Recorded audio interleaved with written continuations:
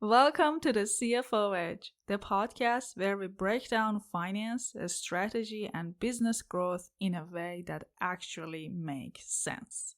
If you're a startup founder navigating the highs and lows of building a business, you're in the right place. I'm Carol, and today we are tackling one of the most crucial questions after a funding round. You raised capital, now what? It's easy to think that we have got money in the bank, let's go. But the truth is, raising capital is just the beginning. What really matters is how you manage that money so your startup survives and thrives. Let's dive in. So, you have raised money, congrats, that's a huge milestone. But here's the thing, most startups that fail don't fail because they can't raise money. They fail because they run out of it too fast. Cash burn rate is something every founder needs to understand.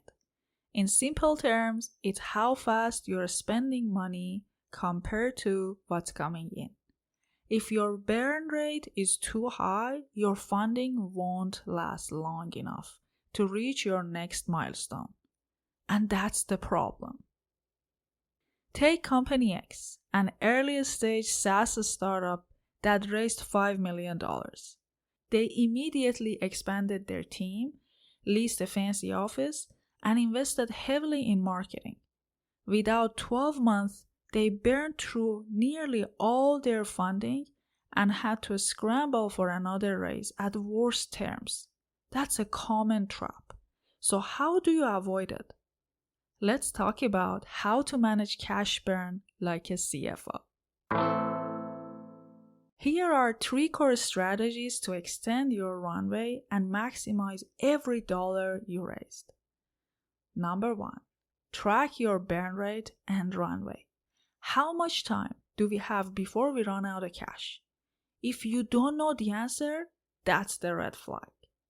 The formula for runway is simply your cash balance divided by your monthly burn rate. For example, if you have $2 million in the bank and you're burning $200,000 per month, you have 10 months before you run out of cash. You need at least 6 months of runway before you even start thinking about raising again. Number 2, be strategic with your hiring. Many founders rush into hiring because they think headcount equals progress. But every hire should be tied to revenue or growth. Before adding a new salary, ask yourself these questions. Will this role drive revenue or retention? Can we achieve the same result with contractors or automation? And the last on the list here for us is focus on revenue earlier. This is big. Startups sometimes delay monetization because they have focused on product or growth. But waiting too long can sometimes be really deadly. You need to start thinking about revenue early. Alright, let's wrap it up with some key takeaways. First, cash burn rate tells you how long your funding will last. Track it monthly. Next is be mindful with hiring. Every role should have a clear return on investment. And last, revenue matters earlier than you think.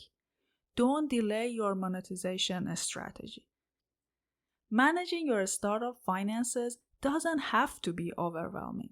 It's about being intentional and making sure your capital works for you, not against you. If you found this episode helpful, be sure to subscribe and share it with a fellow founder. And if you want a ready-made toolkit to track cash flow, runway, and key financial metrics, check out our Startup Finance Toolkit link below. I'll catch you in the next episode.